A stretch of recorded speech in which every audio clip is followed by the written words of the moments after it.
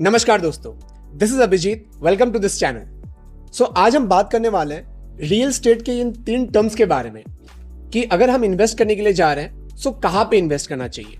हमें फ्लैट लेना चाहिए, प्लॉट लेना चाहिए या फिर लैंड। अक्सर लोग कई बार कंफ्यूजन में होते हैं कि लैंड ले या फिर प्लॉट ले, उनको उसके डिफरेंसेस के बारे में नहीं पता होता। सो आज हम डिस्कस करने वाले हैं इन तीनों टर्म्स में डिफरेंसेस क्या क्या है इसके बारे में।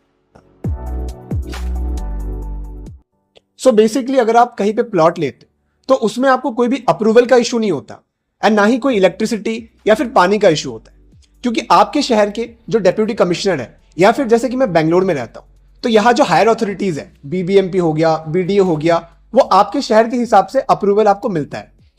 सो प्लॉट एक फिनिश प्रोडक्ट होता है जहां पे आप उसको रेसिडेंशियल पर्पज के लिए यूज कर सकते हैं। बट अगर आप एक लैंड लेते हो so you can't use it for the residential, आपको वहां पे एग्रीकल्चरल पर्पज के लिए लेना चाहिए वो। So this is the main difference. So अब हम आते हैं असली सवाल पे कि हमें फ्लैट में इन्वेस्ट करना चाहिए या फिर प्लॉट में। सो देखो बॉस, मेरा कहना बिल्कुल सिंपल है। अगर आपको एप्रिसिएशन चाहिए इन अ लॉन्ग टर्म सो आपको प्लॉट में इन्वेस्टमेंट करना चाहिए, बिकॉज आप वहाँ पे रेसिडेंशियल पर्पज के लिए भी उसको यूज कर सकते हैं। आप वहाँ पे 2 फ्लोर बनाओ या फिर 3 फ्लोर, वो रास्ते के विड्थ के हिसाब से आप डिजाइन कर सकते हो। वहीं पे अगर आप फ्लैट में इन्वेस्ट करते हो तो आफ्टर 20 ईयर्स आपकी जो बिल्डिंग होगी उसकी जो डिजाइन होती है वो काफी पुरानी हो चुकी होती है। सो न्यू बायर्स काफी कम अट्रैक्ट होते हैं, जबकि प्लॉट की रीसेल वैल्यू फ्लैट से भी ज्यादा होता है। So if you are looking to stay with your family, you need a hassle free lifestyle, तो आपको फ्लैट की तरफ जाना चाहिए।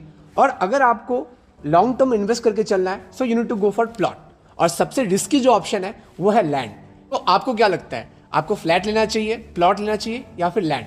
कमेंट सेक्शन में जरूर बताएं। I am very curious to know about your perspective. Thank you so much for watching this video. Bye.